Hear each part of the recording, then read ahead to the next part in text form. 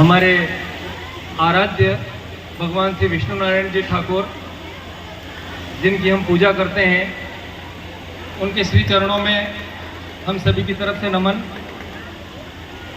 इन आराध्य के पुजारी जी मेरे अग्रज आदरणीय मोहनलाल जी शर्मा साहब को नमन। इस मंच के ऊपर अपनी कला को प्रदर्शित करने वाले और इन कलाकारों को यहाँ तक लाने वाले मेरे भाई हरीश जी, इनको नहीं, इनकी प्रतिभा को नमन। और आप सभी विशाल जन समूह के रूप में विराजमान हमारे समाज के सिरमौर सभी माताएं बहनें, मातृशक्ति, आप सभी को नमन। निश्चित रूप से कईयों के जहन में ये बात रही होगी कि भाई ये कार्यक्रम अचानक कैसे है। यात्रा की यात्रा सभी करते हैं, लेकिन जनवरी फरवरी माह में social media, print media, electricals media, जिस मीडिया पे देखते थे केवल एक ही न्यूज़ चल रही थी कि 140 वर्षों के बाद में एक ऐसा अवसर आया है जिसमें आस्था के कुंभ में डुबकी लगानी है। और उस डुबकी लगाने के पीछे न जाने कितना संघर्ष, कितनी थकान, कितना चलना है, किसी को पता नहीं। बस केवल चलते जाना झुंड के झुंड। और उस मेले में हमारे भी मन में हुआ कि अपन भी चलें। और देखते देखते हमारे कालूलाल जी जिससे जैसे ही बात हुई, उन्होंने कहा यस। वैसे इनके तक पहुंचने वाले एक साथी जिनको अभी हम नहीं बुला पाए हैं, मोहन जी औदित्य, उन्होंने कहा था कि यार मुरली जी आपको ये प्रयास करना चाहिए।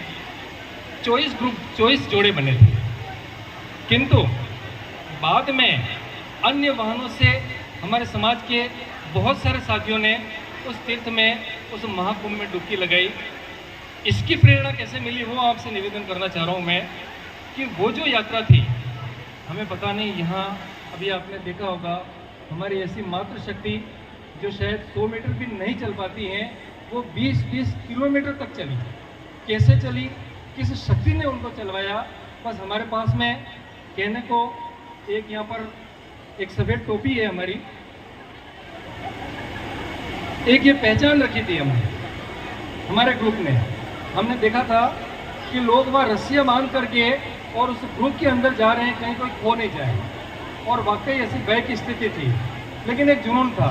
और उस जुनून को पार करने में इस एक सफ़ेद कैप ने, जैसे ही हम सकते थे इधर उधर नज़र डालते, दूर तक नज़र जाती, यहाँ वो सफ़ेद टोपी वाले जो आ रहे हैं राइजिंग राजस्थान, ये राजस्थानी हमारे 27-24 समाज के सदस्य हैं। और एक दूसरे को न जाने कैसे ताकत आ जाती, और उस ताकत को संजो करके और इस यात्रा को हमने पूरा किया। जब हम यहाँ बिछड़े, मेरे भाई अभिषेक जी ने बात कही थी यहाँ पर, जात जात गंगा जी नहीं जाए और जात जात गंगा जी गई।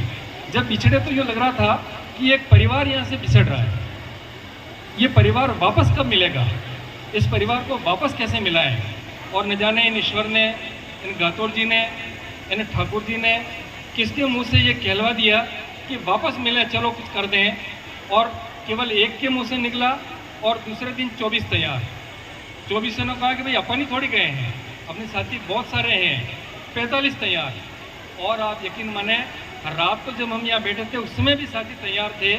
उन सब ने हमें ये प्रेरणा दी कि आप जिस कठिनाई को अनुभव करके सुख की अनुभूति को लेकर के आए हैं, अपनी खुशियों को लेकर के हम यहाँ आए हैं। हम 4500 परिवार मिलकर के आज हमारी खुशियाँ आपको बांटने के लिए आपको हमने आमंत्रित किया है।